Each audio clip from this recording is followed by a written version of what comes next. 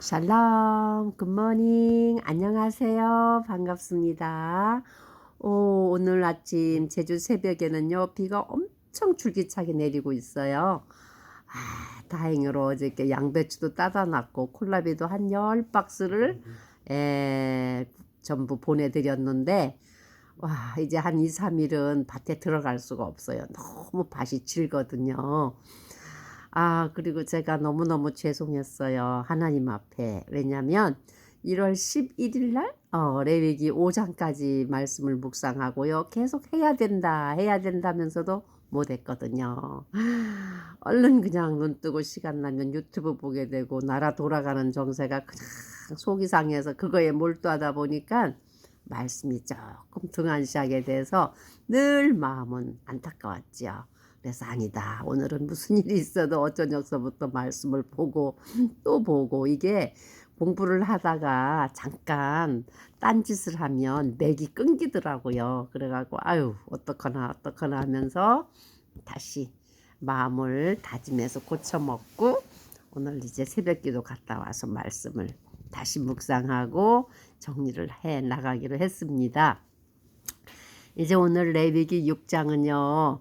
레위기 1장에서 7장까지 5종류의 제사에 대해서 우리가 공부를 하는데 첫 번째 장이 번제, 두 번째 소제, 화목제, 속제제, 속건제에 대해서 5개의 제사를 집중적으로 우리가 배울 수 있었어요. 그래서 오늘 6장 1절에서 30절까지 말씀인데요. 두 단락으로 나눌 수가 있습니다. 1절에서 7절까지는 5장에 이어지는 속건제에 대한 부분이고요. 그 다음에 8절에서 30절까지는 다시 죄 헌물들에 대해서 구체적으로 다시 한번 재고시키는 것을 우리가 말씀에서 볼 수가 있어요. 그래서 1절에서 7장까지는 속건제의 실례를 이어서 말씀해 주시고 있고요. 8절에서 30절까지는 제사장의 관점에서 보는 제사의 규례입니다. 그래서 8절에서 13절까지는 번제의 규례고요. 14절에서 18장까지는 소제의 규례고 그 다음에 19절에서 23장까지는 제사장 위임식을 위한 특별 소제에 대한 규례예요. 그리고 24절에서 30절까지는 속제제에 대한 규례입니다. 그래서 다시 한번 6장 1절에서 7절까지 말씀 보면은 우리가 삶을 살다 보면 본의 아니게 사람 관계에서 이웃의 관계에서 죄를 범하게 되는데 그 죄의 종류에 보면 남의 물건을 위탁받았을 때에 부인한 경우, 그다음 남의 물건을 횡령하거나 강도질하거나 협박해서 탈취했을 때, 그다음에 또 남의 물건을 줍고도 주어오면서도 그것을 사실을 부인할 때, 근데 이것이 다 죄로 드러나기 전에도 양심이 먼저 죄라고 말씀을 하지요. 우리 마음 스스로. 근데 이것이 죄이기 때문에 이것은 반드시 그것을 돌려주되, 그 물건들을 돌려주되 그 물건의 5분의 1을 더하여 벌과 금을 지불하라고 말씀에는 가르치시고 있고요. 그 다음에 그 죄에 대해서도 반드시 그 죄 헌물을 가지고 제사장 앞에 가서 속죄제를 드리라고 명령하고 있습니다. 그래서 1절에서 7절까지 말씀은 앞장 5장에서 이어지는 속건제에 이어지는 부분이라고 볼 수 있고요. 그 다음에 8절에서 30절까지 말씀은요. 이제 모세에게 주님께서 말씀하여 이르시되 아론과 그의 아들들에게 명령하여 말하라. 이제 제사장들의 관점에서 보는 번제에 대한 규례예요. 그래서 첫 번째 나오는 게 번제 허물에 대한 규례가 나오는데요. 가장 중요시하는 것은 번제물을 태우는 제단 위에 불을 항상 꺼뜨리지 말고 태우라는 이 말씀이 나옵니다. 그리고 그 다음에 14장에서 18절에는요, 그 하나님 앞에 음식 헌물, 미트 그레인 또는 그레인 오퍼링, 미트 오퍼링이라 하는 그 소재 헌물을 드릴 때는 고운 가루와 밀가루를 가져오게 되면은 그 제사장은 거기에서 한 움큼하고 유향을 취해 가지고 제단 위에다가 항상 타는 불 위에다 깨끗이 태워서 하나님 앞에 향기로운 냄새가 되게 하고, 나머지 가루는 제사장들이 몫이 되어서 제사장들이 그것을 가지고 사용하라 하는 그런 말씀이 있습니다. 그리고 19절에서 23절에는요 특별히 제사장들이 위임식을 받을 때에, 기름 부음을 받을 때에 드리는 헌물에 대해서 가르쳐 주시고 있습니다. 그때도 그 고운 밀가루를 가지고 오면은요, 그 밀가루 에바 10분의 1, 그러니까 그게 2.1이 한 대 반 정도, 한 1.2, 그 정도 되는 그 가루를 헌물로 삼아서 절반은 아침에 드리고 절반은 저녁에 드리라 이렇게 말씀했고요. 그 가루를 드릴 때는 기름과 함께 섞어서 기름으로 반죽을 해갖고 납작한 팬에다가 와플이나 팬케이크처럼 구워갖고 그것을 제단에 드리는데, 그 태울 때 굉장히 향기로운 냄새가 나죠. 그 향기로운 냄새를 하나님 앞에 드리라 이렇게 제사에 대한 법규를 가르쳐 주고 있고요. 그 다음에 제사장들은 이 위임식으로 드리는 헌물들은 깨끗이 전부를 태우라고 23장에 말씀해 주고 있습니다. 그 다음에 24절에서 30절 말씀에는 보면은요, 이제 주께서 모세에게 말씀하여 이르시되, 또 뭘 말씀은 죄 헌물에 대해서 가르쳐 주고 있어요. 즉 속죄 헌물이죠. 그 속죄 헌물을 드릴 때는 우리 그 이스라엘 백성들의 4가지 층이 있다 그랬어요. 첫 번째는 제사장, 그 다음에 회중, 그 다음에 족장들, 백성의 리더들, 그 다음에 일반 회중이 범죄했을 때 하나님 앞에 그 속죄 제물로 드리는 그 죄의 헌물에 대해서도 가르쳐 주시고 드리는 방법에 대해서도 가르쳐 주시고 계시는데요. 여기 보면은 죄 헌물, 하나님 앞에 드려지는 죄 헌물은 지극히 거룩하다 그랬어요. 그래서 이 거룩한 헌물은 반드시 잡는 곳에서 그 죄 헌물도 잡아야 되고요. 그 다음에 그 죄를 인해서 드리는 제사장들도요, 그 하나님 앞에 태우고 난 나머지 부분의 고기를 먹을 때에도 아무 데서나 먹지 말고 거룩한 곳, 백성의 회중의 성막들에서 그것을 먹으라고 했습니다. 그리고 그 이제 제물을 잡는 과정에서 그 고기, 하나님 앞에 바쳐지는 고기에 닿는 어떤 것도 다 거룩해진다. 왜냐하면 그 고기 자체가 하나님께 구별해서 드린 성별한 것이기 때문에 성별한 것을 닿는 것도 거룩해진다. 그런데 그 하나님의 제단, 지성소, 그 다음에 지성소 앞에 있는 향단, 이런 데 뿌려지는 그 거룩한 피는 지극히 거룩하다 그랬어요. 그리고 그 피가 옷에 튀어서 옷에 묻었을 때는 그 옷을 거룩한 곳에서 빨아야 되고요. 그 다음에 그 고기를 삶을 때, 속죄제의 고기를 삶을 때 질그릇에 삶았으면 그 삶은 질그릇은 깨뜨리라 그랬어요. 혹시 다른 부정한 것에 닿을까 봐서 성결케 하기 위해서 깨뜨리라 그랬고, 그 다음에 녹그릇, 녹그릇에 그것을 삶았으면은 그 그릇을 문질러서 잘 닦고 물로 씻으라고 했습니다. 왜냐하면 하나님 앞에 드려지는 모든 제물과 그 제물에 그 다뤘던 모든 그 그릇들도 거룩하기 때문에 거룩하게 구별하라 그랬고요.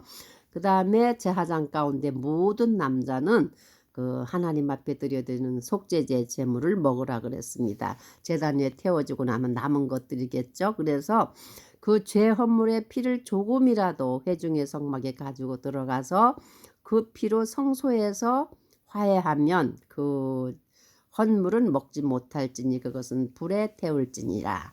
하나님 앞에 죄 속죄함을 받기 위해서 드려지는 피는 먹지 말고 깨끗이 제단 위에서 태우라고 다시 한번 제사장들의 관점에서 오늘은 그 제사 규례에 대해서, 속건제에 대한 규례에 대해서 제고시키는 것을 우리가 오늘 6장에서 볼 수 있습니다. 그래서 6장 1절에서 30절의 말씀 속에서 우리가 배우고자 하는 것은요, 무엇을 배울 수 있냐면은, 우리가 이웃의 범죄에 대해서 죄를 범했을 때 그 죄를 짓게 되는 동기가 있어요. 그 동기는 무엇이냐면요, 하나님의 법에 신실하지 못하면 우리가 죄를 가볍게 여기고, 이웃을 또 가볍게 여겨서 이웃의 물건까지도 소홀히 해서 죄를 짓게 된다. 이러한 그 의미를 우리가 배울 수 있고요. 그 다음에 이제 이것이 죄로 드러날 때에 그 사죄하는 과정이 또 있어요. 그 사죄하는 과정. 내가 돌이켜보니 이것이 죄더라. 내가 정말 잘못했다. 내 양심의 소리와 하나님 앞에서의 범죄, 이웃을 바라볼 때 느껴지는 그 범죄의 마음이 작동하게 되지요. 그랬을 때는 반드시 배상을 하되, 그 가져온 것만 주지 말고 거기다 5분의 1을 더하여서 내가 이러이러한 실수를 했으니 내가 정말 미안하다 하고 5분의 1을 더하여서 배상을 해야 되고, 또 하나님 앞에도 하나님, 제가 이러이러한 죄를 지었으므로 하나님께 사죄합니다. 제 죄를 용서해 주십시오 하고 제사장한테 그 죄에 대한 헌물을 가지고 가서 속죄제를 드려야 된다.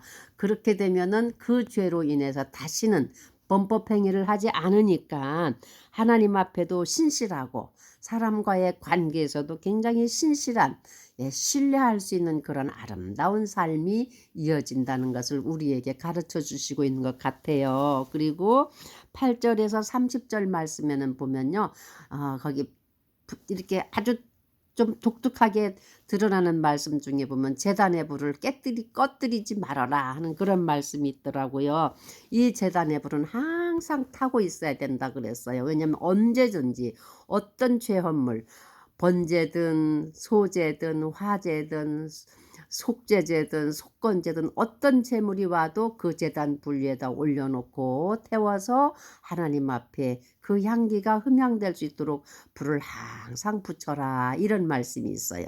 그래서 이 제단의 불이 꺼지지 말라는 것은요, 우리 성도들에게 내가 하나님을 안 이후부터, 하나님을 신실하게 신뢰하는 그 시간부터 하나님의 거룩한 앞에 하나님 존전에 서는 그날까지 우리 안에 있는 이 불이, 성령의 불이 꺼지지 않아야 한다고 생각이 듭니다. 이 불이, 이 열정적인 불이 끝까지 영원히 소멸되지 않고 항상 타게 되면은요, 어떤 허물과 죄도 우리 안에 타는 그 거룩한 성령의 불로 인해서 태워줄 수 있다는 거 우리가 생각할 수 있고요. 그리고 하나님은 소멸하는 불이라 그랬어요.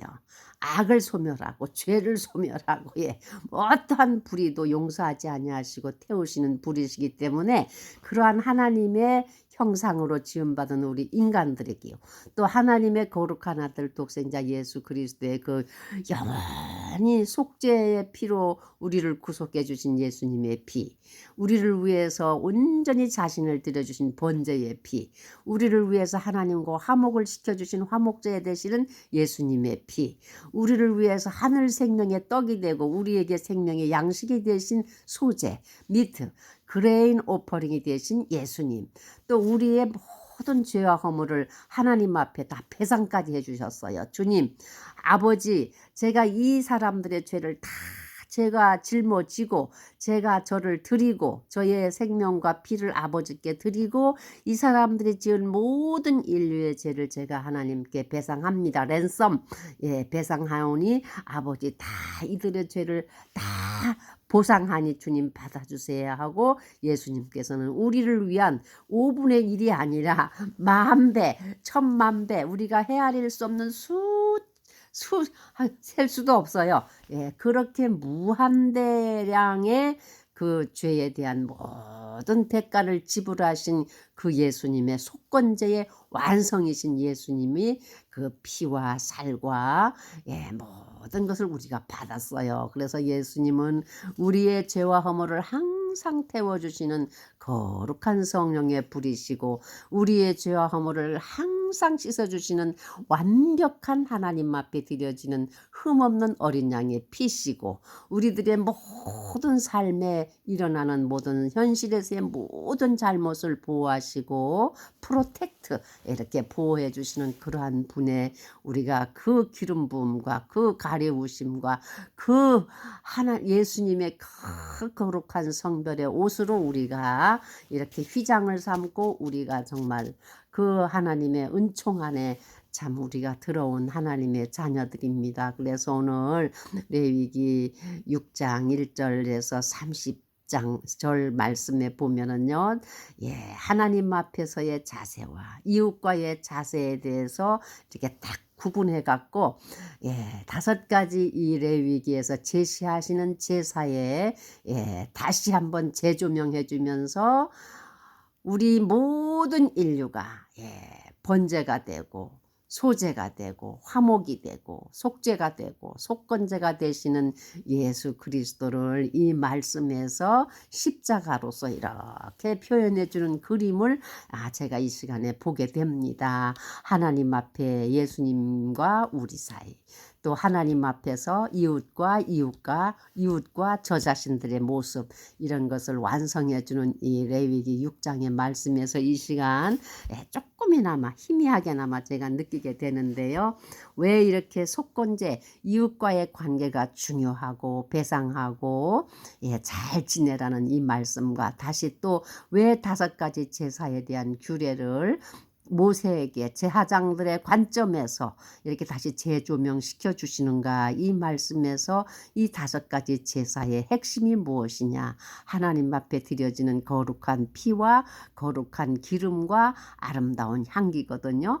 그 향기와 기름과 피를 온전히 태울 수 있는 것은 영원히 죄를 소멸하는 불입니다. 그 불은 곧 예수님의 말씀이기도 하고 하나님의 불이기도 합니다. 사랑하는 여러분, 제가 오래간만에 이 말씀을요 함부로 할 수가 없어서 여러 번 어쩌녁서부터 읽고 또 읽고 이거 또 읽고 해서 나름대로 이렇게 부족하지만 말씀을 가지고 2단락으로 정리를 하면서 우리 안에 있는 하나님의 불, 열정적인 패션의 불이 성령의 불이 영원히 꺼지지 않는 것처럼 우리들의 삶에 있어서도 영원히 꺼지지 않는 성령 충만하신 삶과 또 우리 이웃에 있는 모든 이들을 향한 하나님의 자비와 사랑을 우리가 몸으로 실천하는 그러한 삶들이 되시기를 저와 여러분들에게 주의 은혜로 이 은혜가 임하시기를 우리 주님의 이름으로 축복하며 선포합니다. 아멘 할렐루야.